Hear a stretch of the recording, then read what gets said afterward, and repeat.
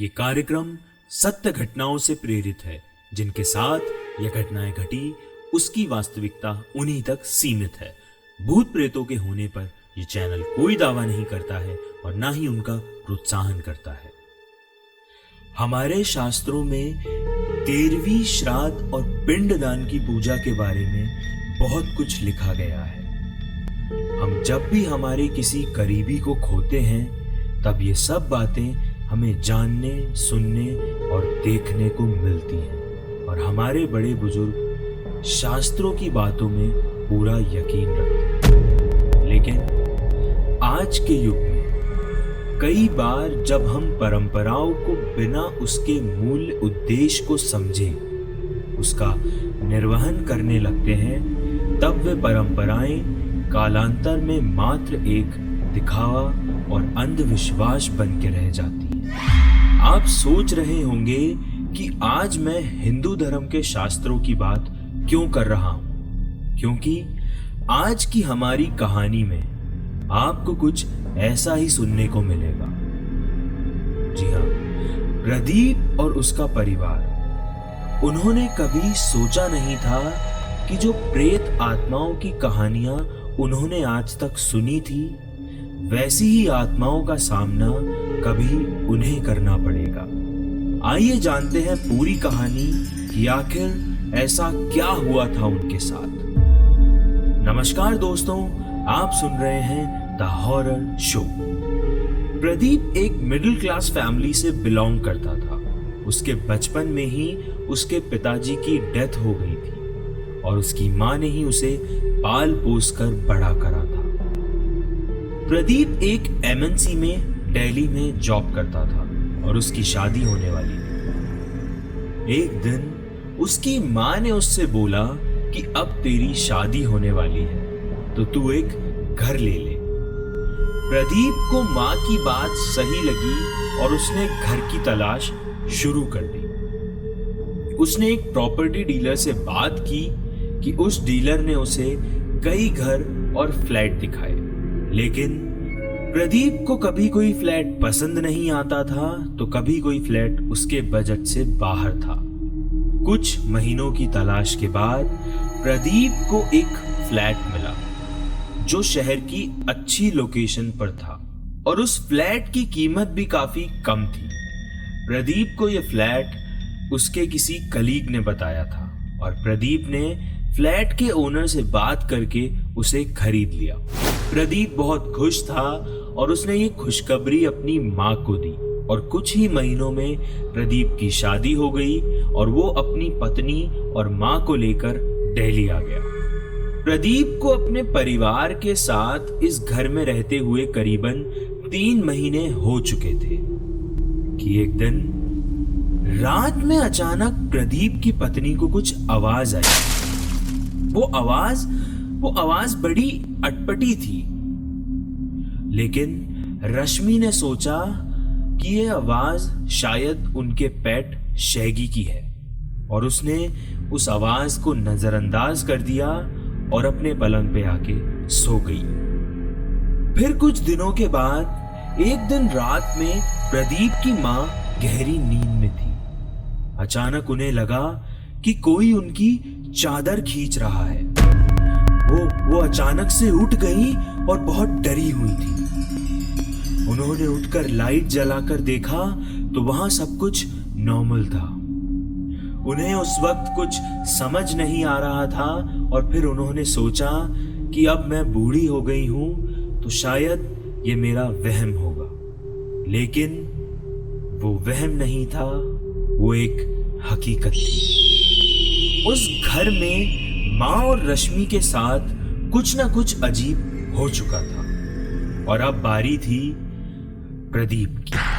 कुछ दिन बाद प्रदीप रात में लैपटॉप पर अपने ऑफिस का काम कर रहा था कि उसे अचानक रसोई में से कुछ बर्तनों की आवाज आई, जैसे कोई खाना पका रहा हो।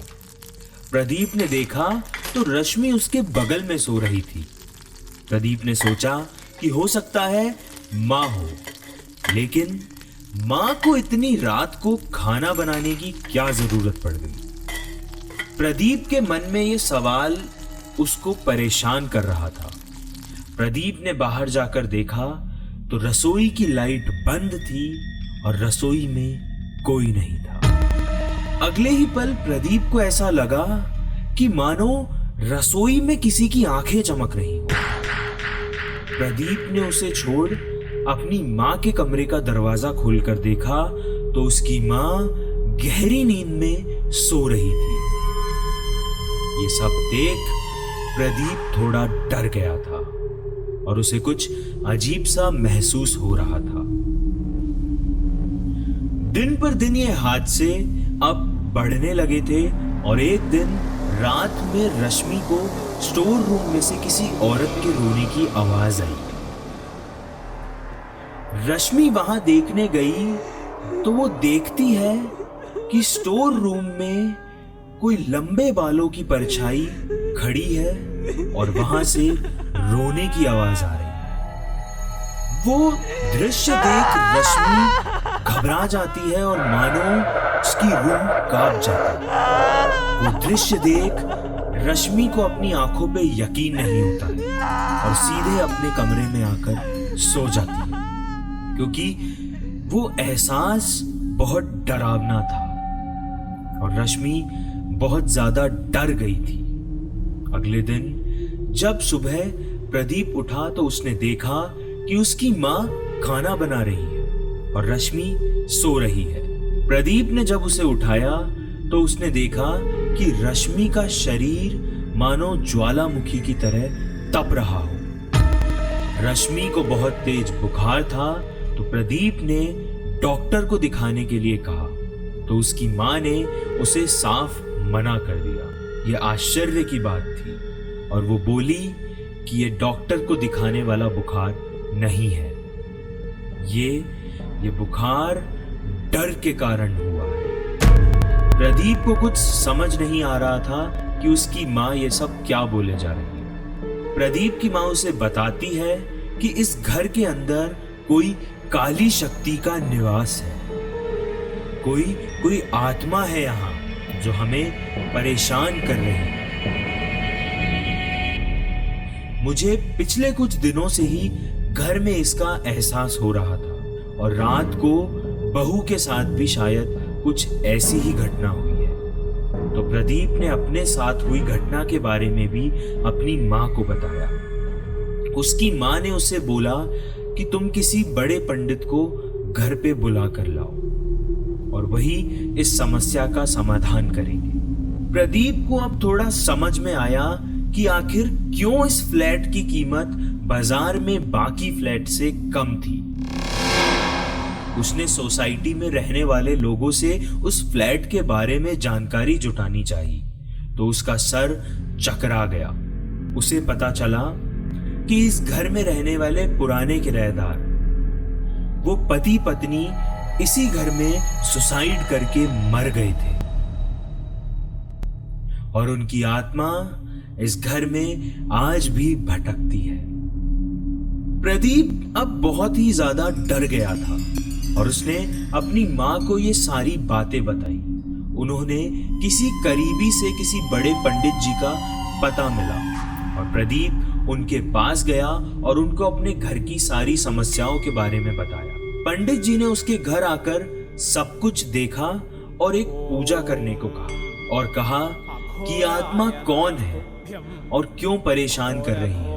आप लोगों को इसका पता भी उसी दिन चल जाएगा। 2 दिन बाद पंडित जी ने आके पूजा पाठ की तो उन्होंने उस घर में किसी अकाल शक्ति के होने का आभास हुआ।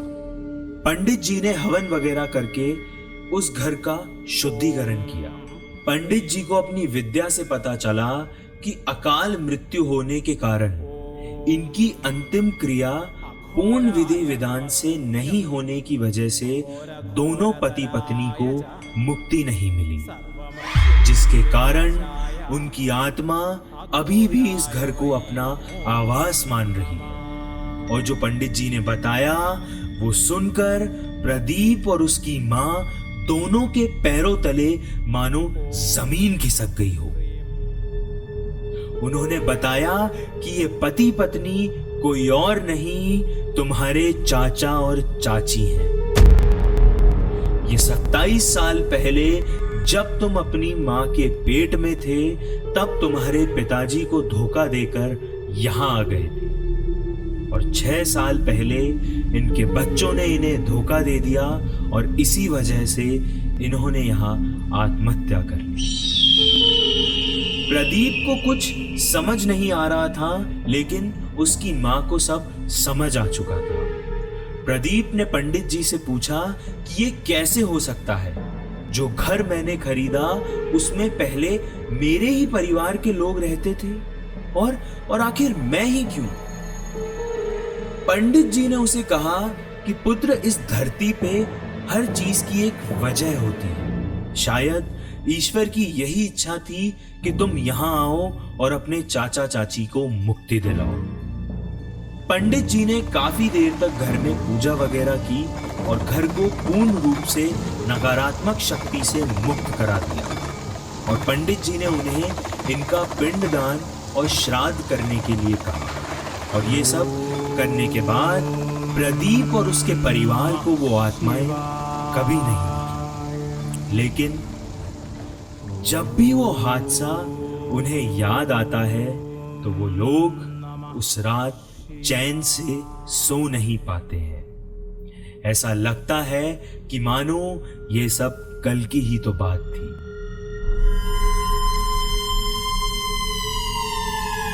अकाल मृत्यु होने के कारण आत्मा शरीर का तो त्याग कर देती है, लेकिन उसका धरती पर समय से पूर्व मृत्यु हो जाने के कारण उसे प्रेत योनि में तब तक भटकना पड़ता है जब तक कि उसकी मुक्ति का कोई शास्त्रों के अनुसार उपाय न किया जाए। अगली बार आप भी जब कभी घर खरीदेंगे तो आपके मन में यह हादसा जरूर आएगा। शायद आपको यह सोचने पर मजबूर भी कर देगा, क्या इस घर में भी पहले कोई हादसा तो नहीं हुआ?